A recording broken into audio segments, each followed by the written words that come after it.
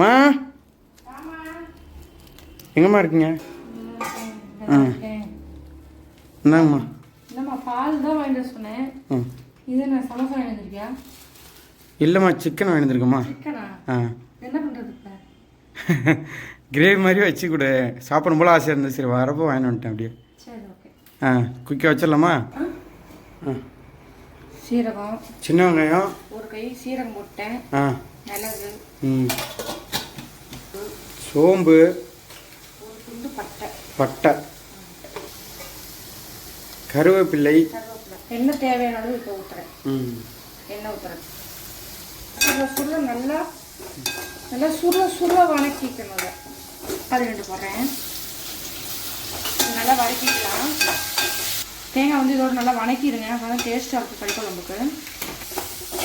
தேங்காய் வந்து நல்லா இதோட வந்து சுருள வதக்கிடலாம். அந்த ஈரப்பதம் இல்லாத அளவுக்கு. அப்படின்னா தான் வந்து நல்லா டேஸ்ட்டாக இருக்கும். கறிக்கு தேவையான மசாலா இதுதான். இதை நம்ம வந்து நல்லா அரைச்சிட்டு வந்துட்டு அதுக்கப்புறம் பார்க்கலாம். அப்படி பற்ற வச்சு குக்கர் வச்சாச்சு. எண்ணெய் சேர்த்துக்கலாம். நல்லெண்ணெய், கடலை எண்ணெய் சேர்க்குறேன். ஓகே. இது வந்து என்னம்மா அது? கடல் பாசி. இது ஸ்டார் ஒன்று சேர்த்துக்கலாம். ஸ்டார் அண்ணாச்சி. வெங்காயம் ஒரு 4 வெங்காயம், சின்ன வெங்காயம் ஒரு 4 வெங்காயம் நறுக்கி வச்சுருக்கேன். தேவையான அளவு கருவேப்பிலை. எண்ணெய் கொதிச்சு வச்சு இப்போ சேர்த்துக்கலாம்.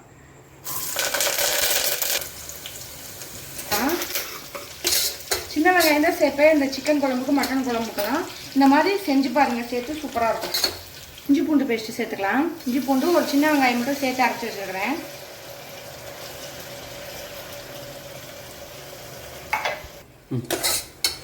நல்லா வதக்கிக்கலாம். எண்ணெயிலே வதங்கினா தான் நல்லா டேஸ்ட்டாக இருக்கும். அதுக்கப்புறம் கறியை கொட்டிக்கலாம். கறி போட்டுக்கலாம். கறி வந்து 1/4 கிலோ எடுத்துகிட்டு வந்திருக்கோம். நல்லா க்ளீன் பண்ணி எடுத்து வச்சுக்க. இப்போ வந்து கறி சேர்த்துக்கிறேன். நல்லா கறியை சேர்த்து வந்து நல்லா வதக்கிக்கணும் இந்த எண்ணெயிலேயே. அதுதான் வந்து இந்த குழம்புக்கு டேஸ்ட்டாக இருக்கும். தேவையான அளவு உப்பு சேர்த்துக்கிறேன். அரைச்சி வச்சுருந்தோம், வணக்கி வச்சுருந்தோம் பார்த்தீங்கன்னா, அதை அரைச்சி வச்சுருக்கேன். இதை சேர்த்துக்கலாம். இந்த தனி மிளகாத்தூள் 1 ஸ்பூன் சேர்த்துக்கிறேன். மட்டன் மசாலா சேர்த்துக்கலாம் தேவையான அளவு. குழம்புத்தூள் 1 ஸ்பூன். வீட்டில் அரைச்ச குழம்புத்தூள் 1 ஸ்பூன். இதுதான் அந்த டேஸ்ட்டாக இருக்கும் இந்த குழம்புக்கு. இது அடுத்த வீடியோவில் வந்து நான் எப்படி அரைக்கிறதுன்னு சொல்கிறேன். எங்கே கொஞ்சம் மழையாக இருக்கிறதுனால அரைக்க முடியல. இப்போ வந்து இதுக்கு தேவையான அளவு வந்து தண்ணி சேர்த்துக்க. ஒரு 1/2 டம்ளர் மட்டும் தண்ணி சேர்த்துக்கிறேன். தண்ணி சேர்த்துட்டு உப்பெல்லாம் பார்த்துட்டு ஒரு 3 விசில் விட்டுருங்க. 3 விசில் விட்டதுக்கப்புறம் நம்ம எடுத்து கொதிக்க விட்டுக்கலாம். லைட்டாக கொஞ்சம் எண்ணெய் ஊற்றி மூடி வைக்கலாம். எண்ணெய் ஊற்றி மூடி வச்சு 2 விசில் வந்தால் போதும். ரெடியாம்மா? ரெடிம்மா. அது வந்து விசில் தொம்புக்கு சிம்மில் வச்சுருக்கேன்.